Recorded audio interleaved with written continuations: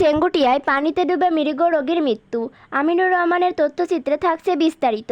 অভয়নগরে ওমর আলী গাজী ৪৫ নামের এক ব্যক্তির নিজ ঘেরে পানিতে ডুবে মৃত্যু হয়েছে। মৃত ওই ব্যক্তির বাড়ি অভয়নগর উপজেলার চেঙ্গুটিয়া বুড়োর দোকান এলাকায়। তিনি ওই গ্রামের মৃত মোসলেম উদ্দিনের ছেলে। পরিবার ও স্থানীয় সূত্রে জানা গেছে, মৃত ওমর আলী গাজীর পাশে ধলিয়ার বিল একটি মাছ চাষের ঘের রয়েছে। ২২ জুন শনিবার আসর নামাজ শেষে বাড়ি থেকে ঘেরের উদ্দেশ্যে রওনা হন তিনি। রাতের কোনো এক সময় ঘেরের পাড়ে পুঁইশাকের চারা লাগানোর এক পর্যায়ে তার খিঁচুনি বা মৃগ রোগ বেড়ে যায়। আশেপাশে কেউ না থাকায় তিনি ঘেরের পানিতে পড়ে গেলে অস্বাভাবিক মৃত্যু হয়। রাতে বাড়িতে না আসলে তার স্ত্রী ভোরে তাকে খুঁজতে ঘেরে গেলে তাকে ঘেরের পানিতে মুখ থুবড়ে পড়ে থাকতে দেখে আশপাশের লোকজনকে খবর দিলে স্থানীয়রা তাকে মৃত অবস্থায় উদ্ধার করে।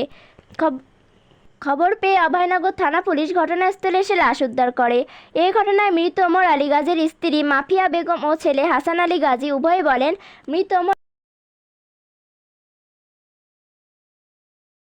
খৈতে মতে নিয়ে আমি এখন আমি করছি ছেলে সারাদিন কথা করছে কি আমার মেলা ঘুম আসে, আমি করছি তুই ঘুমিয়ে থাক, আমি তোর আব্বুজি দেখে আসি। এই কয়ে আমার এক বৌমার সাথে কই নিয়ে অন্ধকার রয়েছে, সেই সময় চলে গেছি। সেদিন তো বিলি কেউ যায়নি এখন। আমি যে করছি ও বৌমা, লুঙ্গিটা কি সুন্দর এরম ধারা দিয়ে খুলেছে, খুলে লুঙ্গিটা ভাজ করছে, সেখানে প্যাকেটটা বাঁধাই এসে আমি দেখে আসছি। আমি কিচ্ছু হাত দিইনি, না দিলে আমি ঘিরের ওই মাথাতে দেখিছি। দেখি এই মাথায় দেখি কি যে মনে হয় ওই দুয়ারটা ক্ষীর ওইও তুলেছে।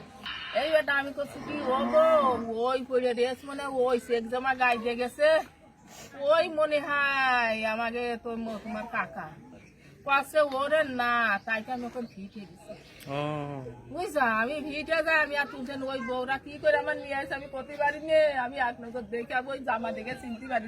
পানির ভিতরে ছিল, হ্যাঁ পানির ভিতরে কোলে আমার মনে হয় এরম হামরিয়া যে ঘাস কাটতে গিয়েছে উস্তা তুলতে গিয়ে সেই এরম করে গিয়েছে, ওই ফিটে গেছে পানি দেখে।